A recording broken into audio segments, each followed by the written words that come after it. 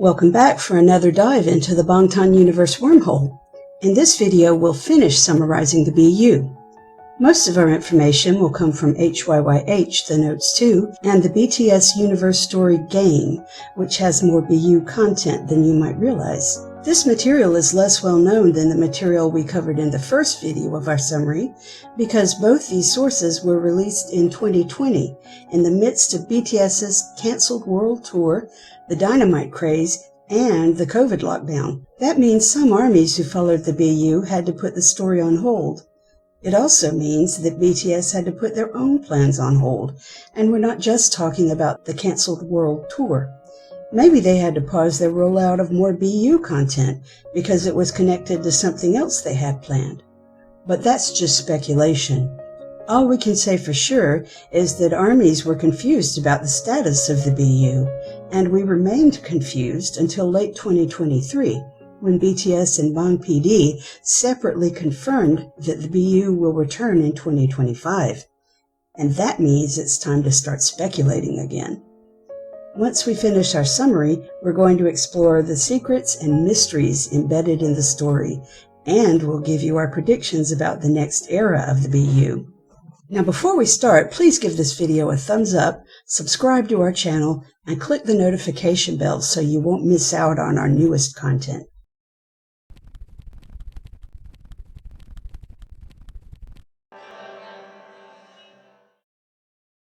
Let's begin with a quick recap of part 1 of our summary. The 7 main characters of the BU met in high school when they arrived late one day and were forced to clean out an abandoned storage room as punishment. The room became their hideout, and they became as close as brothers. But they drifted apart at the close of the school year, and Seokjin's father sent him to live in the United States. When he returned 2 years later, on April 11th, all his friends' lives were on the brink of disaster. In fact, by May 22nd, 2 of them were hospitalized, 2 were behind bars, and 2 were dead. But after that happened, Seokjin was given a chance to go back and fix the mistakes that brought them to these terrible fates. He met something that looks like a cat, but definitely isn't a cat, and it offered him a bargain that lets him travel backwards in time, over and over, as he tries to change his friends' fates. And each time a new loop starts, he wakes up on April 11th. Fortunately, he gets some help from a second entity that only speaks to him once. It tells him how to remember the loops and says he can't save his friends without their help. Thanks to its guidance, he eventually figures out how to help them save each other. After Seokjin figures out how to save his friends from disaster, his mission seems to be over. He relaxes enough to start dating a beautiful girl whose diary he more or less stole. Seokjin uses the girl's diary to make himself over into the image of the man she dreams about. The problem is that he isn't that man, and the more he changes himself to fit her fantasy, the less he likes his true self. Then the girl gets run over by a truck, literally, and Seokjin hears the mirror shatter again. It's back to the beginning, again. Part 1 of our summary ended at the same point as Book 1 of HYYH The Notes, with Taehyung having a prophetic dream. He's had dream visions throughout the BU, seeing past and future time loops, and he's also had experiences of deja vu so powerful that he almost seems to be remembering old loops. At the end of Book 1, he has a new dream vision in which he sees Namjoon dying in a fire at his railroad container home. The story of the Bangtan Universe always comes at least partly from the stories BTS tell in their music. So, for instance, the BU has focused on school, growing up, dreams, and loving yourself, or not loving yourself. We covered these topics in the first half of our summary. In this half, as we continue to follow BTS's musical guidelines, dreams will become more important than ever, and we'll also look for the map of the soul. This is the cat's second appearance in the BU, but it's appeared several times in the videos of BTS's unofficial younger brother group, TXT. In their MVs, the characters played by TXT are outright killed by the cat, and it seems to be doing, well, something evil to Seokjin. The first time I heard it was after failing the loop several times. Find the map of the soul, then all this can end. The map of the soul, what is that? I pressed for an answer, but all I got were a few words. I gave you a clue, so you should pay the price for it. The gas station where Namjoon works began to be seen far away. I slowly pushed the turn signal down and changed lanes. I thought about one thing only. I have to prevent the accident on September 30th and end the time loop. That is the only goal I have. If something happens, someone gets hurt or left behind, there is nothing I can do. If I worry or fret about that, I won't realize my goal. What is more important than saving everyone is that at least I have to come out of this alive. This was the lesson I learned from the endless time loop. So, Seokjin has already spent countless loops trying to save all 6 of his friends from their fates. But now he's so desperate to end this loop that he doesn't even care if some of the others get, left behind in the process. Something is very wrong here. Taehyung senses it too. He wakes up on April 11th as if he's experiencing the day for the first time, but we know that the dream he just had is a new one. He's just dreamed that Seokjin is back in town, and he's watching stone-faced as horrible things happen to his high school friends. Taehyung processes his emotions through artistic expression, specifically graffiti, so he heads straight for an alley where he paints an image of Seokjin looking dry, emotionless, and dead. In fact, in Taehyung's dream, Seokjin's eyes were so lifeless that even now Taehyung can't bring himself to add pupils to the graffiti eyes. Later that day, Taehyung learns that Seokjin really is back in town. Namjoon says he saw him at the gas station, and his eyes were strangely empty. Hearing that, Taehyung drags Namjoon to the alley and shows him the graffiti he painted. Then he asks Namjoon for Seokjin's phone number. In previous loops, Taehyung was never sure what to make of his dreams because he never had any proof that they were real. But on the very first day of this loop, he finds out that he's right about at least 2 things. Seokjin is back in town, and something is wrong with him. Taehyung wants to know more. But just then, Hosik calls to say that he, Yoongi, and Jungkook are waiting for the 2 of them at Namjoon's container. Seokjin always calls them together because it's part of how he saves them and because he wants to see his friends. But he doesn't call them together this early. Taehyung doesn't sense anything different, but whether by coincidence or something else, he and Namjoon begin to ponder one of the most important topics in the BU. I remembered what Taehyung had said. Was it our choice to have become what we are now, or...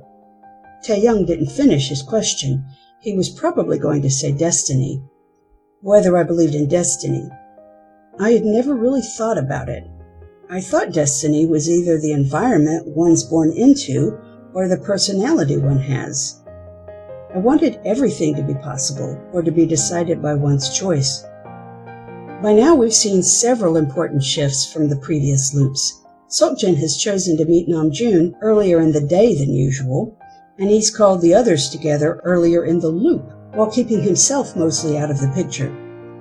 This leaves Jungkook and Yoongi's fates hanging in the balance and completely changes Namjoon's fate. Of course, Taehyung is behaving differently too. He's not a curious bystander, unsure of his dreams and content to follow Namjoon's lead.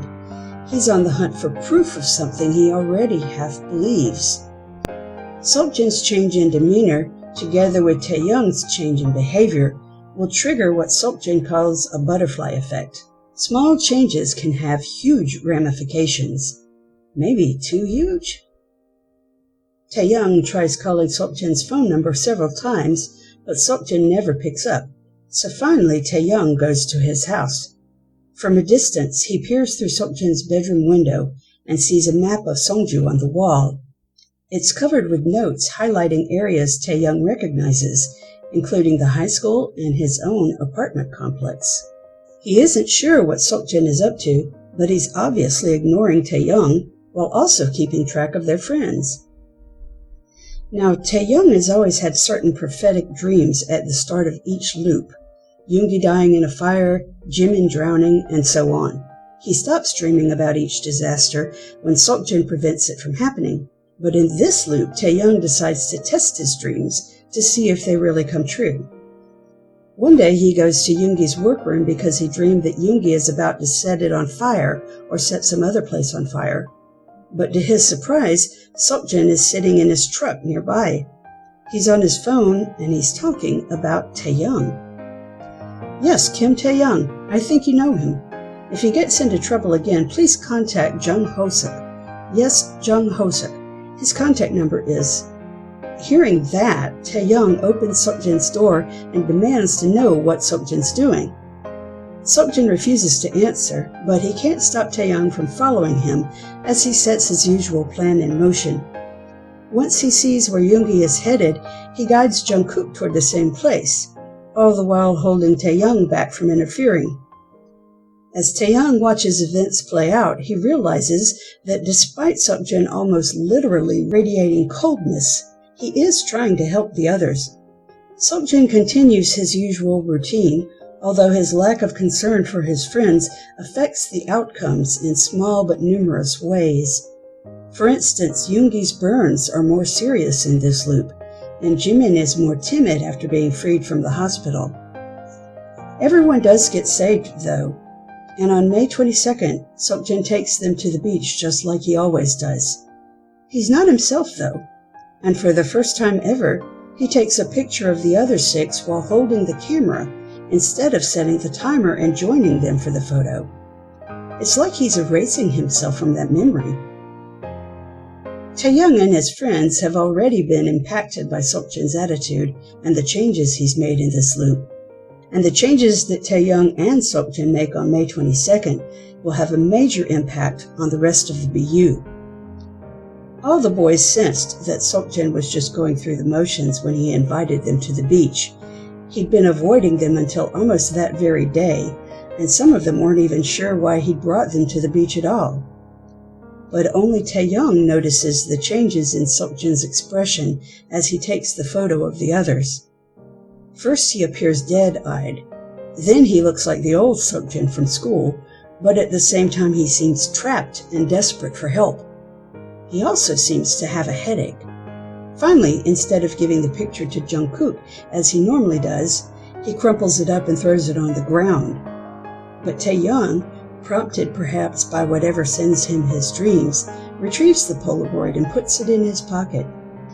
Then Taehyung does something else new.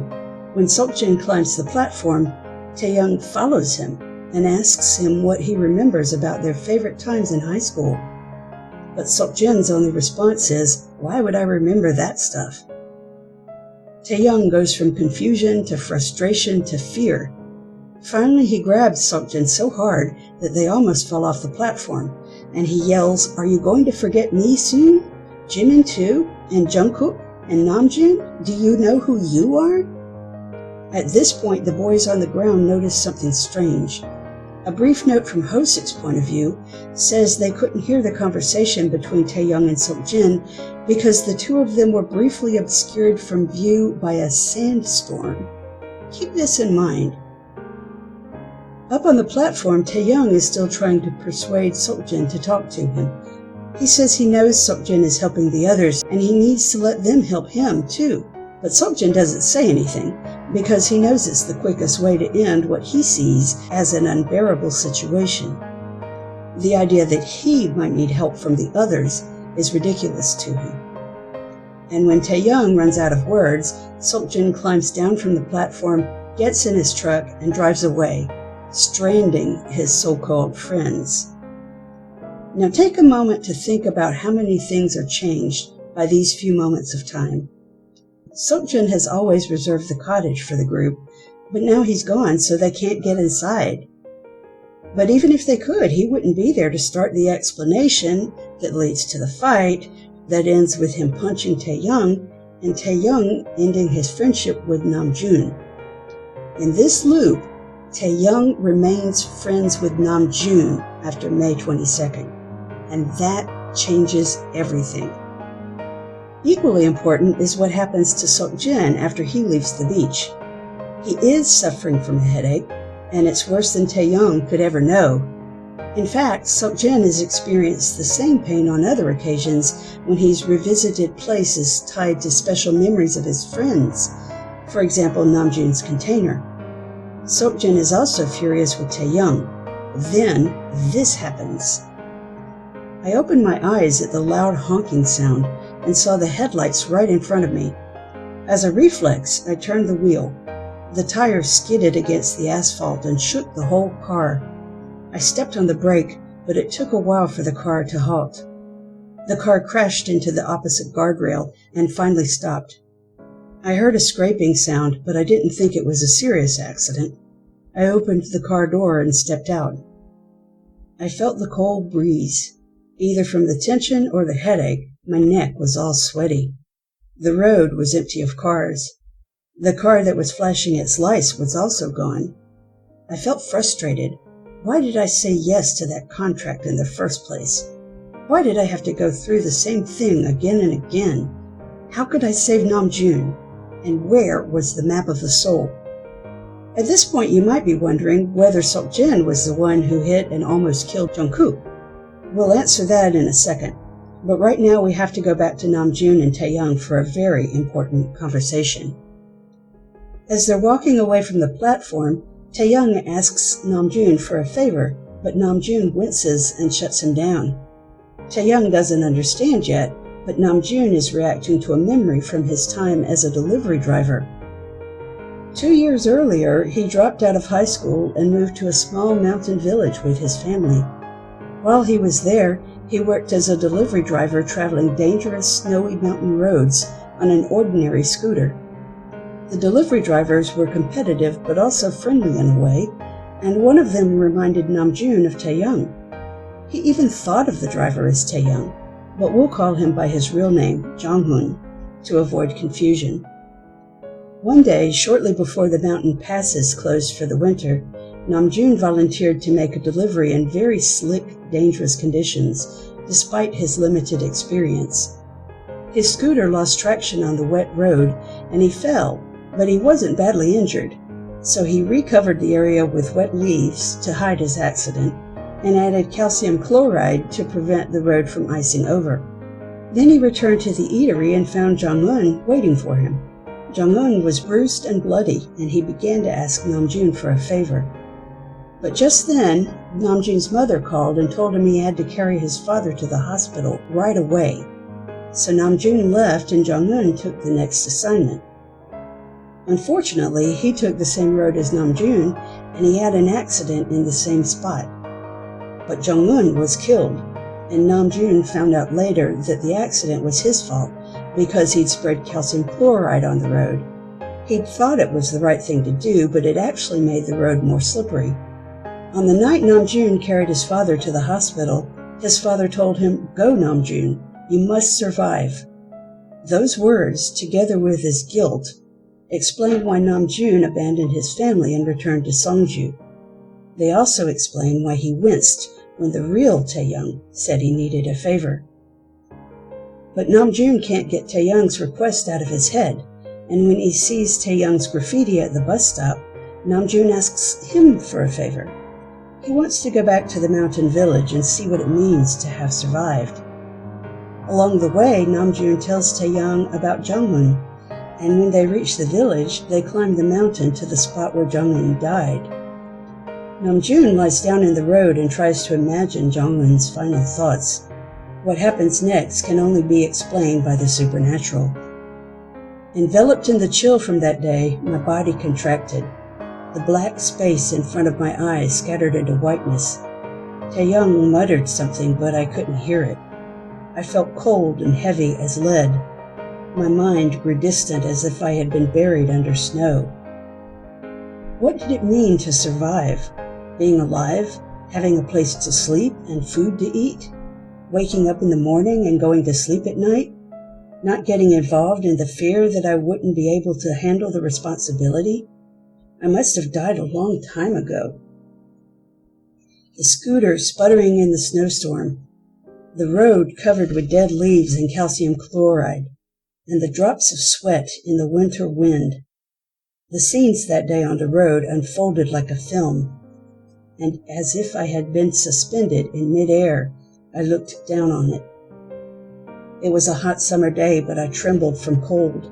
It felt as if it was snowing. Jong-un was not the only one who died on that winter day. I ran away, but I also died that day. To survive, I had to kill myself. Namjoon only comes back to himself when Taehyung shakes him. "You seem dead," he says. And Namjoon would probably agree, but he gets up without a word. Then, before he leaves the spot, he reaches into his pocket and pulls out a piece of headlight from Jong-un's scooter. He'd been carrying it with him for 2 years, and it even makes a cameo appearance in the Bangtan Universe game. He leaves it on the spot, then he and Taehyung head down the mountain. Namjoon points out his family's home from a distance, but he feels no need to visit them because he found what he needed on the mountain. He's learned the difference between surviving and living, and he'll begin living by granting Taehyung's favor. And now we can get back to Seokjin. We're about to get some information that will devastate the others when they learn about it. And it begins with Seokjin's father, Kim Chang-jun. He's an assemblyman and a member of the Seongju Redevelopment Committee, which Seokjin also joined at his father's insistence. The committee plans to demolish several areas of Seongju to make way for new buildings, and secretly to get kickbacks from the contractors. Among the sites scheduled for demolition are Namjoon's container village and Hosek's orphanage. In earlier loops, Seokjin begged his father to help his friends, but his father never budged. In this loop, Seokjin doesn't care about his friends, and he also doesn't care about Song Juno, who's eavesdropping on the committee from outside the door. Uncle Juno, as Seokjin calls him, does his father's dirty work, and he's already been arrested in at least one other loop. But hang on a second. This is the same period of time when in book 1 of the notes, all the boys are connecting with girls. But if the orphanage has always been in danger during this time period, both Hosek and his dance partner, who also grew up at the orphanage, will be spending their days protesting at City Hall, not dancing. This is an entirely new development. But you can't blame it on Seokjin because the orphanage and the container village have been in danger every time this loop restarts. Remember, Seokjin used to beg his father to change the committee's plans. And as a matter of fact, it's because of the committee's plans that Namjoon dies in that fire. Seokjin has been trying to save him for so long that he finally resorted to asking the cat for help. And now we're getting somewhere. Someone or something has changed the course of time, and for once, it isn't Seokjin. The only other candidate is the cat, and we know from TXT's videos that it's fine with killing and torturing people. In the BU, it's manipulating events more subtly. And it's manipulating people, too. And I don't just mean Seokjin. While Namjoon and Taehyung are processing their experience on the mountain, and Seokjin is working with the development committee instead of against it, Jungkook is lying in a hospital bed recovering from his accident. Fewer friends have visited him in this loop, and if he's met the girl from the highlight reel, we don't read about it. Instead, we get this literally dizzying scene. I had woken up in the hospital 2 weeks ago. They said it was 10 days ago when I had the accident. I came to, but with pain. Because of the sedative, I felt numb all day and couldn't remember things even from moments ago. I couldn't tell what was real, what was dream, what was memory, and what was illusion. Everything seemed faint. And I would have dreams. I am floating in midair, and when I look down on the hospital bed, I see another me. The me on the bed is asleep. He must be dreaming because his eyes move under the eyelids. And out of the blue, he opens his eyes, and our eyes meet. In the next moment, I am lying on the bed, dreaming about the night of the accident. The headlights become the moon and change into marble light green and blue lights. When I open my eyes, I see another me floating up in the air, and our eyes meet. We exchange glances and our consciousnesses switch. I become the one in the air and the one on the bed. The switches happen faster and I become dizzy and nauseous. And I would wake up panting, sweating, and feeling nauseous. And I remembered something I had forgotten, a voice saying, "It'll be more painful to live than to die." The Notes Book 1 has a shorter version of this scene, but it adds another line to the cat's dialogue. After the cat says, "It'll be more painful to live than to die," it says, "Do you still want to live?" We don't actually hear Jungkook's answer, but he does survive an accident that the doctors say should have killed him, and he begins to recover at an amazing rate. As for the vehicle that hit him, the one with the green and blue headlights, we can find something similar in a TXT video. That train is the cat in a different form. So in all probability, it was the cat, not Seokjin, who hit Jungkook. And now it's given Jungkook an out-of-body experience that forces him to relive his accident over and over until he's too sick and dizzy to think straight. At the same time, the cat, together with the meds, is ensuring that he can't tell truth from fantasy. Maybe you can guess where this is heading, but if you can't, we'll tell you. A few days after Jungkook's dream, a policeman comes by to talk to him about the surveillance video of the accident. It doesn't provide any new details other than the fact that the driver who hit Jungkook rammed the guardrail right afterwards. But Jungkook doesn't need to see new details because the accident is replaying in his mind at that very moment, and he's suddenly certain that the vehicle was Seokjin's. He doesn't say anything to the police officer, but he does develop a headache. From here on out, Jungkook's mental state just gets worse and worse. When Hosik visits, Jungkook asks whether he's noticed anything strange about Seokjin. And of course, Hosik has. He and all the others know something is wrong. But Hosik doesn't want to worry Jungkook during his recovery, so he says he hasn't noticed anything strange about Seokjin. Unfortunately, Jungkook can tell he's lying. And over the next few weeks, as his friends keep trying to shield him from worry, he begins to think they're shielding Seokjin from blame. But Jungkook's descent into paranoia takes time, and while it's happening, his friends continue to have out-of-body experiences. When Namjoon visited the site of Jongmun's death, he seemed to travel back through time, and maybe into Jongmun's body. The next day, Yoongi seems to travel through space, in a dream. It begins when he tries and fails to visit Jungkook, just as he did in Book 1 of the Notes. When Yoongi leaves the hospital, he drinks himself into a stupor and stumbles around just like before. But this time he comes to himself and realizes he's running. No, wait, he's dreaming about running. He feels a sense of déjà vu. Then he falls down and wakes up again, kicking his feet, as if he's running. Then Yoongi notices he's actually in the street from his dream, but he's awake, and he feels a sense of urgency. He crosses a street against the crosswalk and is almost hit by a car. This scene is lifted straight out of the Wing short film First Love, but he doesn't end up at a music shop this time. He runs and runs with the waking world and dreams overlapping in his brain until he finds himself at his old high school. Then, even though it's nighttime and the building should be locked up, he has no trouble getting inside the old familiar storage room.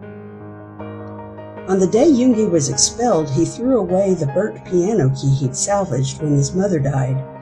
Since then, none of the music he composed has contained the note that key represented. But as Yoongi stands in front of the storage room piano, he remembers stashing sheet music inside it and opens the frame. There he finds pages upon pages of compositions that are full of the missing note. And he remembers how happy he was and how whole his music was when he played this note with his friends. In Book 1 of the Notes, Yoongi rediscovered the joy of music on a freezing mountain. In this loop, he rediscovers joy in the familiar storage room. but how it actually happens is still mysterious. In fact, it gets even more mysterious when a security guard shines his light into the room. He overlooks Yoongi, who is ducked behind the piano frame, and mutters that a ghost must have made the sound. Whether or not Yoongi had an out-of-body experience, and hear it into the Bangtan Universe wormhole, we believe he did, he brings something tangible home with him, his sheet music. And then he finds the courage to go back to the hospital and visit Jungkook. Meanwhile, Namjoon's out-of-body experience has taught him to live rather than just survive, and he begins practicing the lesson immediately. We've already said that he's going to grant Taehyung's favor, and that will have huge consequences. He also befriends a boy named Song-woo Chang, who lives in the container village. The boy needs a father figure, and Namjoon takes on the role. Namjoon also meets Seokjin at a street pub and tries to get him to talk. Like Taehyung, he asks Seokjin about their shared memories from high school. This time it's about the first time Seokjin got drunk. Seokjin says he doesn't remember, but that's odd because it was a very memorable event. Then Seokjin asks whether Namjoon has ever heard about the map of the soul. Namjoon hasn't, but he stores this piece of information away in his mind because it might help explain Seokjin's strange behavior. Jimin, meanwhile, is taking more or less the same steps as he did in previous loops, facing his parents, joining Hosek's dance club, and gnawing over his experience at the Arboretum. We also discover just how traumatized he was by his long stays in the hospital, because he has to revisit the place more than once in this loop, and those visits are very important. The first time he goes back is to visit Jungkook, and despite Jimin's nerves, he's clear-headed enough to pick up an important piece of information. Purely by chance, he spots Seokjin talking to a doctor about his headaches and asking whether he should have an MRI. Seokjin also asks the doctor if he knows anything about the map of the soul, a term Jimin thinks he's heard before. Later, Jimin and Namjoon compare notes in a group chat with everyone except Jungkook, whom they exclude because they don't want to disturb him during his recovery. They realize the map of the soul has something to do with Seokjin's strange behavior, and they brainstorm ways to find out more. Yoongi wants to confront Seokjin directly, but considering his new state of mind, that's easier said than done. In fact, Seokjin is so deep under the cat's spell that he intimidates a witness who might have placed him at the scene of Jungkook's accident, and he also ruins his last chance of reconnecting with the diary girl.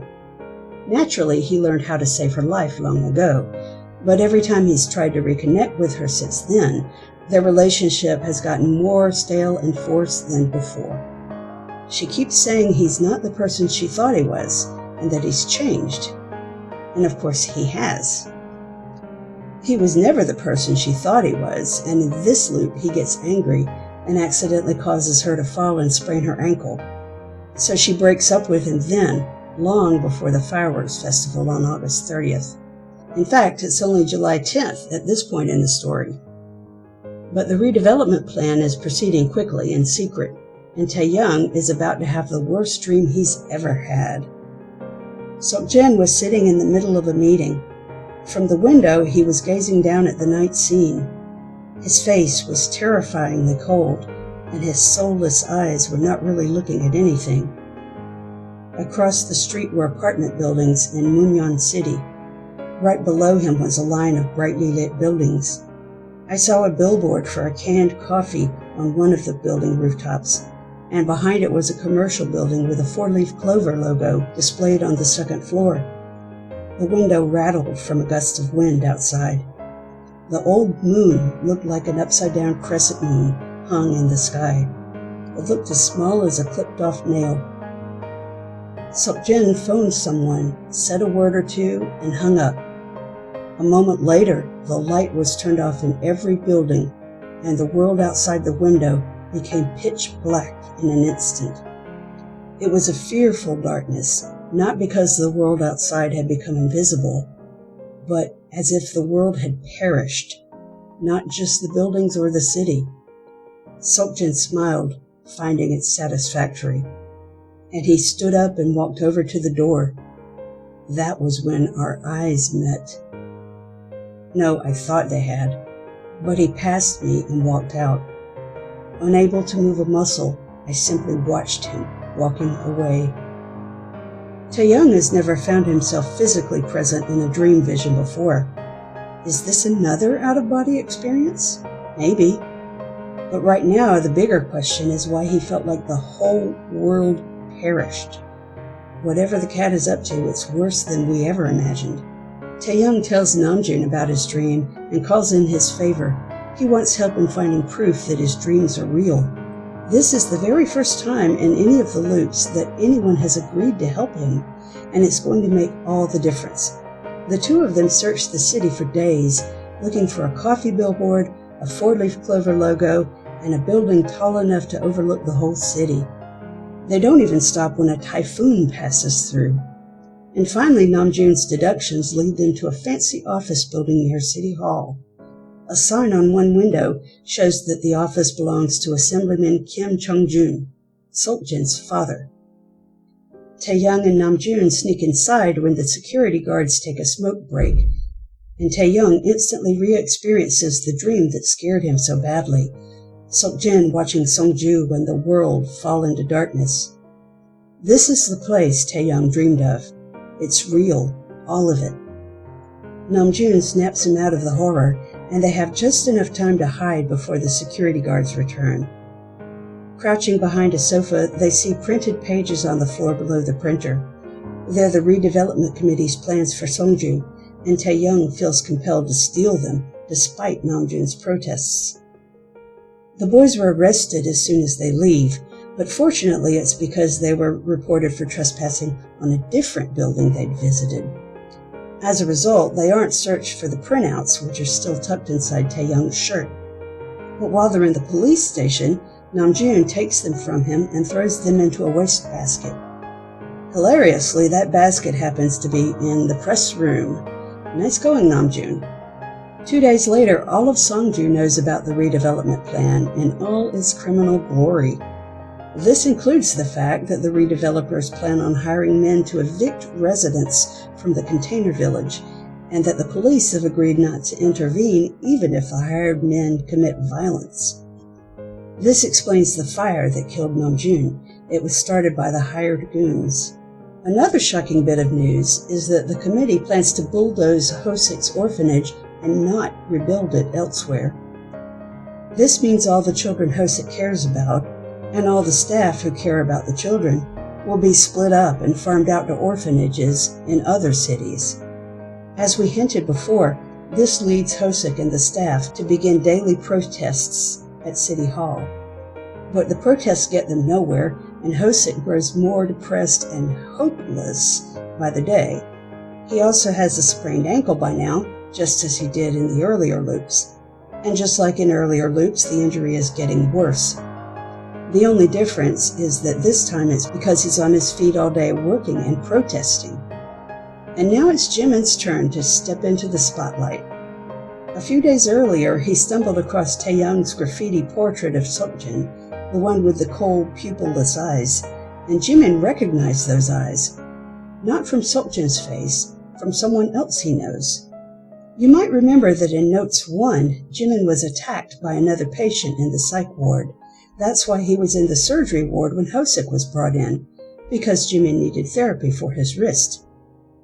Now we find out some important facts about that patient. He has the same dead eyes as Seokjin. When he attacked Jimin, he screamed, "It all got messed up because of you." And he's been known to say that the map of his soul has been wrecked. Jimin realizes he has to speak to this man, whose name is Woo Hyun-sung, as soon as possible. So he heads back to the hospital alone, only to find Yoongi working at the construction site next door. His job here seems to be another new development, prompted in this case by Yoongi wondering about the map of his own soul and feeling the need to take better care of it. As always, Yoongi is attentive to Jimin's state of mind, and he offers to accompany him into the hospital, but Jimin declines his help. He walks in alone, and although he doesn't get to see Mr. Woo that day, he does face his fear head on. Then he's comforted by a nurse who remembers him and who tells him it's normal not to be okay. And finally, when he leaves the building, he sees Yoongi waiting for him on the front step. Yoongi gives him permission to cry, and Jimin sobs into his shoulder. All in all, it was a very healing day, and the next day Jimin and Yoongi go back to the hospital together. This time they get to see Mr. Woo. In fact, they get to see him just as he's having a seizure. It was caused by a news report on TV showing Seokjin's father. When Mr. Woo sees Kim Chung-jun, he screams, "Because of him, my soul was wrecked." He also convulses and clutches his head as if he has a headache. The pain seems to come from something he remembers, but when his seizure ends, his face goes blank and his eyes become empty like Seokjin's. Jimin and Yoongi compare notes as they leave the hospital. They couldn't bear to question Mr. Woo during his seizure, but they heard something of what he said. Besides blaming Kim Chung-jun for wrecking his soul, he also said something about a missing giho. Now in Korean, the word giho means sign, symbol, or mark. So Jimin wonder if Mr. Woo is referring to a map, the map of the soul perhaps. Mr. Woo also said something about the music room, which makes Jimin think about the music room at their high school. Then he remembers something else about Mr. Woo. He entered the psychiatric ward during his high school years, and he committed himself voluntarily. Just then, Jimin's phone rings and he sees that the caller is Jungkook. In a rare lapse of intuition, Yoongi advises Jimin to lie to Jungkook, since they're all lying to him and hiding things from him right now. So Jimin answers the call but claims he's on his way home from the study academy. Unfortunately, he and Yoongi don't know that Jungkook is actually watching them through his hospital window at that very moment. He saw them walking away and called them deliberately to see how they'd respond. When Jimin lies to him, he assumed the worst. Over the next few days, the four friends who aren't busy elsewhere begin researching Kim Chung-jun, Woo Hyun-sun, the missing Giho, and their old high school. In a nutshell, this is what they find out. Giho actually refers to a man named Choi Gyuho, who was friends with Kim Chung-jun and Woo Hyun-sun. He was also an acquaintance of the current principal of Songju High School, Jo Jin-myung. Choi Gyuho went missing one night after telling his mother that he'd received a call from a friend and had to meet him at the school. Gyuho never came home. But oddly, his disappearance was only mentioned briefly in the news and then was buried. But Jimin turns up an interesting note on Gyuho's story, buried several pages deep in the search results. An old blog post suggests that Principal Jo might have been involved in the disappearance, but the principal denied the charge and sued for defamation. The boys also find out some interesting news about Seokjin's father. When Choi Gyuho disappeared, Kim Chung-jun left school and spent about a year searching for him. Then one day he reappeared in the music room, unconscious, and when he woke up, his eyes were dead and he seemed to have lost all emotion. But there's still more. The old music room where Kim Chung-jun collapsed was repurposed later. The school turned it into a storage room, the very room our 7 heroes used as their hideout. So Namjoon, Taehyung, Yoongi, and Jimin return to the storage room and explore it. Looking at the graffiti scratched into the walls by students, they find a list of names which includes Kim Chung-jun, Woo Hyun-sun, and Choi Gyuho. Beneath their names are the words, "Everything started from here." Now in earlier loops, Jungkook's friends always threw him a welcome back party when he was released from the hospital. But in this loop, they're all so preoccupied that they forget until the last minute. Then nobody can reach Hosuk because he isn't answering his phone or texts. But they entice Seokjin to come by saying they want to talk to him about the map of the soul. This seems almost as important to them as congratulating Jungkook. Seokjin arrives looking more cold-eyed than ever, and he clams up as soon as he realizes the others don't have any new information for him. They just want to grill him about his father. Then Hosuk bursts in, so upset that he isn't even limping. He walks straight up to Seokjin and begs him to help save the orphanage. But Seokjin is as cold as Hosik is heated, and all he says is, "It's grown-up business." Hosik is dumbfounded. "You know what the place means to me," he says. "How could you talk to me as if talking to a stranger? How could you?" Seokjin flinches briefly, then scowls and rubs his temples. He seems to be having another headache, but he pushes it aside and storms out of the container. In all the uproar, no one notices Jungkook standing behind the others, staring at the bumper on Seokjin's truck. It's scratched from his encounter with the guardrail, and Jungkook knows the vehicle which hit him hit the guardrail. It's just one more bit of proof in his conspiracy theory. In book 1 of the notes, Taehyung set out to find his mother after leaving Jungkook's welcome back party, and Jungkook came along with him. Something similar but not quite the same happens in this loop. Jungkook still follows Taehyung to his apartment, but he hides and doesn't go any farther. And this time Taehyung has his mother's full address because his uncle gave it to him while Taehyung was questioning him about Kim Chung-jun, who happened to be his schoolmate. So Taehyung sets out again, this time alone. He's full of anger and hopes she's living a happy life so he can hate her without pity. But then he sees the drunk man who stole his ramen in a prior loop, the man in the khaki overcoat. This time Taehyung sees him being thrown out of a bar, and he feels such sympathy for the man that he ends up carrying him home. As it turns out, the man lives in the same neighborhood as Taehyung's mother, which is both fortunate for Taehyung since carrying the man is exhausting, and interesting for BU theorists since it seems like an odd coincidence. Anyway, Taehyung finds his mother's apartment just before dawn, and he sits on a swing in the playground outside her building. He sees a woman on the 3rd floor walk to the end of the hallway and lean over the railing, where she begins smoking one cigarette after another. Taehyung recognizes her instantly. It's his mother. But he doesn't speak or move until she's gone. Then he climbs the stairs to the spot where she was standing, notices that the area is littered with cigarette butts, and leans over the railing to look at the swing. Then he hears a door opening and leaves quickly, wiping away tears. Once he saw his mother, he didn't feel the need to confront her after all. Maybe we can infer that once he stood where she had stood, he saw the world as she did and felt pity for her. But that's just a theory. Now it's Hosik's turn to repeat a loop and gain a new perspective. The situation with the orphanage and Seokjin's refusal to get involved have sickened Hosik so much that he decides to leave town, perhaps forever. Again, he takes a train with no particular destination in mind, and again he ends up in the town called Hagok. This time he tries his best to be an entirely different version of himself. This Jung Hosik is a jerk who doesn't care about anyone else.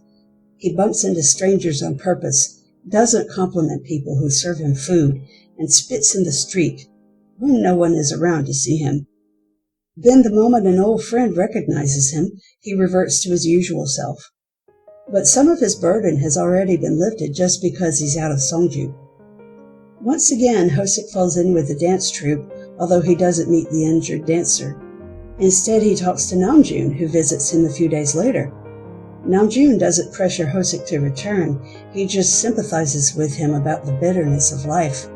He even makes Hosik promise to stay in Hagok before he goes. But Namjoon's presence alone reminds Hosik that Songju is his real home, and the home of his friends. He doesn't return immediately, though. He needs to be called home. Seokjin knows from past loops that his father is writing a memoir, but he's never been asked to read it until this loop. For some reason, Uncle Juno leaves a draft of it on Seokjin's desk, together with a note asking for feedback. Seokjin isn't interested. He pushes the draft aside, but a breeze from the window blows the pages around. He notices a passage where his father talks about taking him to the container village when he was a boy, and wondering if Seokjin would someday be friends with a boy from that village. Then Seokjin reads a passage in which his father compares his own school days to Seokjin's, and after that he finds a spot where about 10 pages are missing. He looks at the table of contents and sees that the missing section is a chapter called The Map of the Soul. Seokjin is dumbfounded. He knows where to find the missing pages, though. They're in an inner room in his father's study, in a place very few people know about, which begs the question who put them there and why. But we'll speculate about that in another video. Seokjin finds the missing chapter and discovers that to his father, the map of the soul is the path of his life and the choices and mistakes he's made along the way. He calls it the trajectory of all my failures, successes, mistakes, and blunders. And he says he never found the map. Then, just like Yoongi, Seokjin wonders what the map of his own soul would look like. That makes him remember what Taehyung said, that he'd lost his memories. Seokjin runs to his room and pulls out his old photo books and loose pictures. He stares at all the Polaroids from his high school days, and he can't believe these events really happened. How could he forget all these wonderful things? Seokjin tries to remember now, but the headache comes back, and he finally makes the connection between the two. He grits his teeth against the headache and tries harder to remember, but the pain is too much. He gives up and collapses into a fetal position. But sometime later his phone rings. He answers without looking at the screen, and he hears music. The music Yoongi used to play in the storage room. The music that made them laugh when they were together. At last, Seokjin realizes he needs help, and he calls Taehyung. Taehyung calls the others, even Hosik, who immediately comes back to Songju, and Jungkook, who comes in silence and secret disgust. They take Seokjin to all their favorite places, trying to help him fight through the headache and remember. And their final destination is, of course, the storage room. There, when Seokjin is again overwhelmed by the pain, he tries to flee, but Taehyung stops him, and they end up knocking over a wall of boxes. Behind them is a cabinet, and inside the cabinet is a notebook. It's Kim Chung-jun's diary of his own high school years, and reading it, Seokjin realizes his father was a time traveler just like him. According to the notebook, my dad had gone through what was happening to me. Like me, he made mistakes and blundered, and he tried to undo them over and over again. But he failed. The notebook was the record of his failures. After making the deal to save his friends, he was in time loops. He tried to find the map of the soul, but he failed and gave up. He forgot about it and went into denial and betrayed his friends. On the last page, there was nothing but a huge blot of ink. I couldn't tell what had happened, but the next page was also smeared with the ink blot, and the next, until the very last page of the notebook, as if to demonstrate my dad's failures. As Seokjin is about to close the notebook, he feels a surge of electricity through his fingertips, and the hidden entries slowly come to light. They're records of things his father forgot, and things he chose to forget. Kim Chung-jun faced the same mixture of horror, despair, and hope as his son, and this journal is the map of his soul, but he'd forgotten it. The next morning, Seokjin leaves on a personal mission, and Jungkook does the same. Jungkook returns to the scene of his accident, and just like Namjoon in the mountain village, he lies down in the road and seems to relive the incident. He feels the impact all over again, and the pain, and the blood flowing out of his body. But he's so thoroughly paralyzed that he can't cry out, much less get out of the road. He passes out. When he wakes up again, or thinks he wakes up, he has a headache and can't open his eyes, but he feels dirt being shoveled onto his body and is sure that his friends are burying him. Again he struggles to move, and finally he's able to sit up and look around. He's right where he was before, in the road. In the past few weeks, Jungkook has asked himself several times, can I trust my friends? Now, thinking back on his experience, he asks himself, what should I trust? And an answer comes out of the darkness. What is the problem? Believe what you see. That's the final nail in the non-existent coffin. Jungkook goes to a PC gaming room and plays a first-person shooter game. first imagining that the enemies on screen are his friends, and then seeing them as his friends. He mows them down without pity. Sometime later, Hosek will find him lurking in the darkest corner of the gaming room, still shooting everything in sight. His eyes are vacant, and Hosek is too afraid to talk to him. Seokjin, meanwhile, has gone back to his room. As he studies more photos, the memories come to life around him and within him. Suddenly he notices a light shining from his pocket. He reaches inside and finds the Polaroid he took at the beach, the one he crumpled up and threw away. Taehyung saved it and slipped it into his pocket. Now Seokjin has his own out-of-body experience, actually returning to the beach at that point in time, or at least it seems that way. And as he's there enjoying the beach with his friends, he sets the timer on the camera and runs to join the others before the camera clicks. Then Seokjin returns to the present and finds that the Polaroid in his hands is changing. He's returning to the picture and the memory he abandoned. As the last of his mental walls crumble, Seokjin realizes the price he paid for a chance to save Namjoon. The cat stole all the positive memories and emotions of his friends. But now Seokjin is free, and a fresh wind is blowing through the window. He remembers what the cat asked him in their first encounter. Do you think you can straighten out the errors and mistakes and save all of you? And he realizes that the question itself is wrong. He doesn't have to save himself and his friends, or correct all the mistakes and errors in his life. He just has to forgive, accept, and love himself. Seokjin confronts his father with the journal, and just looking at it seems to cause his father pain. We're guessing it was a headache. But then his face grows cold and he refuses to look at it. He also refuses, once again, to change the redevelopment plans. So Seokjin takes all the papers from his father's inner room, and over the next few days delivers them to the press. He even gives an interview. Seokjin tells the world about all the crimes of the redevelopment committee, including kickbacks, slush funds, shoddy construction, profiteering, and various other illegal dealings. Revealing his father's crimes is part of making things right. Another part of that is telling his friends the truth. Seokjin gathers them in Namjoon's container and tells them his story in full. He begins with how he spied on them in high school, then continues to his time travels. Seokjin thought they might not believe him, but suddenly, just like at the beach, a sandstorm springs up inside Namjoon's container. And almost everyone who sees it experiences firsthand the countless loops Seokjin has traveled, the joy and grief he's lived through, and all of it to save his friends from disaster. The boys are speechless. Almost all of them understand and forgive him, with one exception. Jungkook didn't even notice the sandstorm, and he walked out of the container without the others noticing him. Seokjin's courage inspires Jimin to face his own deepest fears, and he returns to the Arboretum alone. In other loops, he visited the place with Yoongi, who appeared at the bus stop at just the right moment.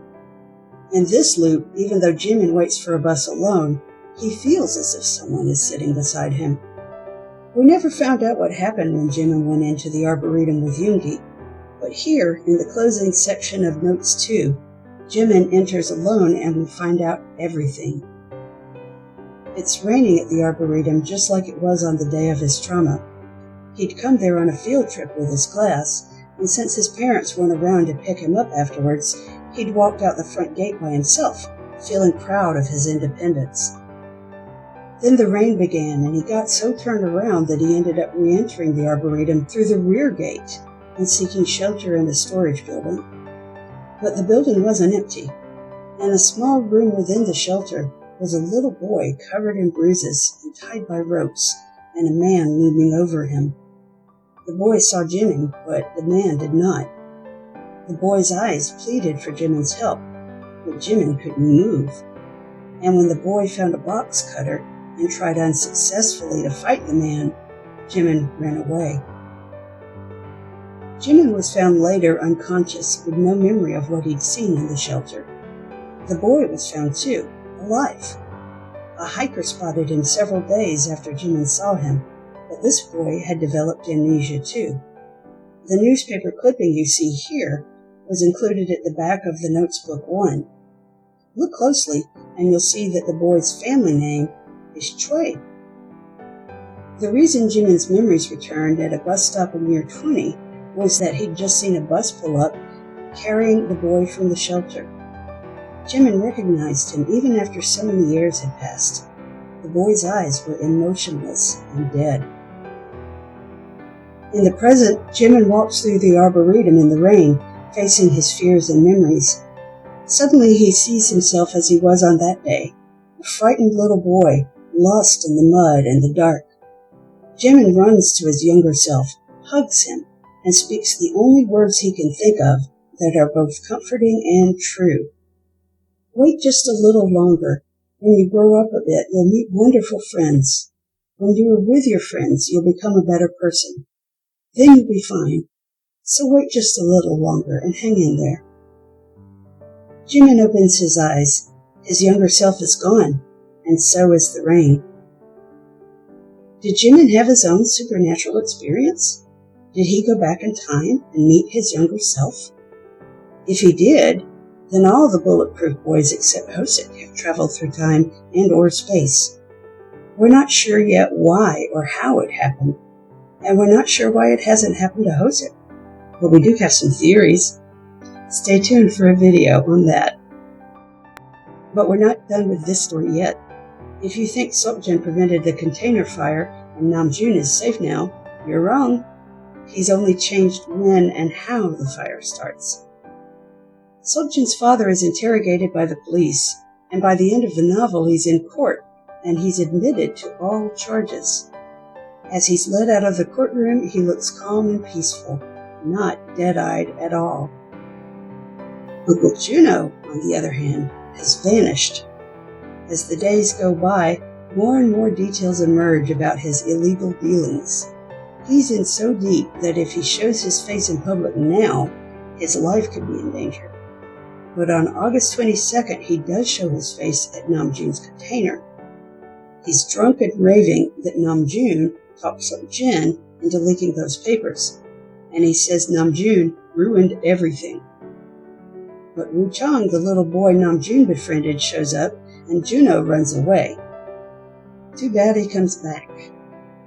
On August 25th, Taehyung texts Seokjin to ask whether or not he's stopped the fire. But so many factors have changed in this loop that Seokjin doesn't have an answer. He drives to the container village to see for himself, and just as he arrives, Namjoon's container erupts into flames. Uncle Juno is standing in front of it with a pair of gasoline canisters. He lit the fire this time, alone. And here comes Namjoon running through the rail yard with a bag in his hand. It's a pack of ramen which he tosses aside before diving into the container. He knows something no one else does. Woo Chang is in there, and Namjoon had just stepped out to buy that ramen for him. Suddenly a pile of burning construction material falls across the door, trapping them both inside. But thanks to Taehyung, Seokjin is on the scene to pry the security grill out of the container's window.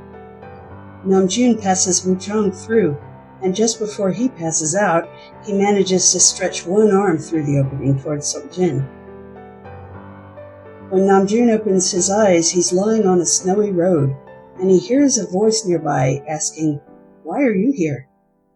It's Jong-un, the delivery driver who died because of Namjoon's mistake. He's sitting on his scooter, apparently unharmed. "Why are you here?" Namjoon responds, logically enough. Jong-un points to the scooter's back seat, and Namjoon sees the broken taillight. He carried the missing piece of that light with him for 2 years before leaving it at the site of Jong-un's death. Now Jong-un is back to thank him. He points to the rear of his scooter seat and Namjoon climbs on. Then Jong-un drives him out of his near-death experience, and Namjoon wakes up in a hospital. Jong-un's final bye is still ringing in his ears. On August 30th, the day of the fireworks festival, Seokjin returns the diary to the girl he thought he loved. Then he looks at his reflection in a window, notices his various imperfections, and smiles at himself. He's finally learned to love the me in the mirror. That night, all 7 boys gather by the Yeongji stream to watch the fireworks, but Jungkook is too busy playing games on his phone to notice anything else. Yoongi gets his attention for a moment and invites him to drop by the workroom, but Jungkook brushes him off. Then he slips away, still killing imaginary enemies on his phone.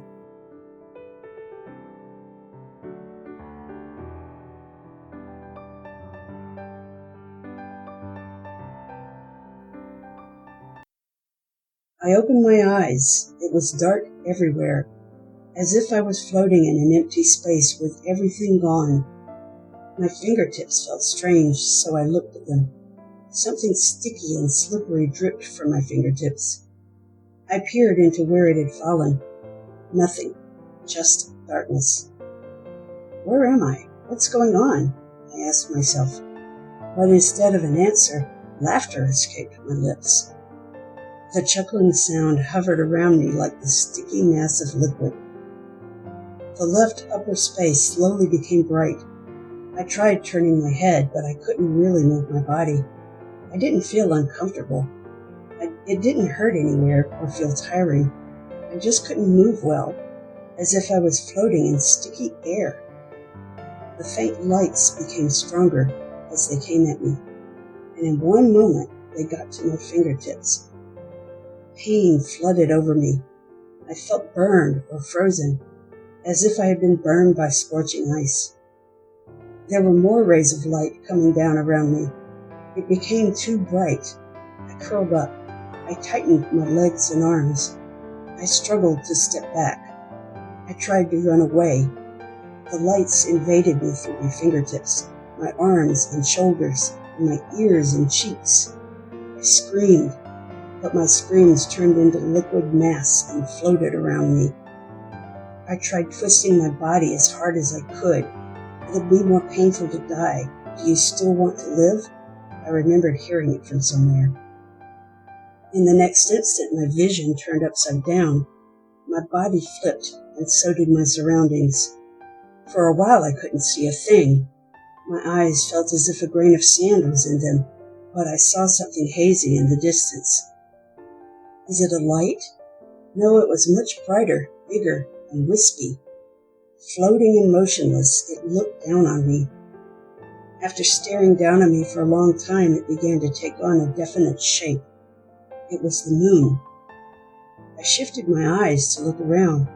I began to see things. I was floating in space.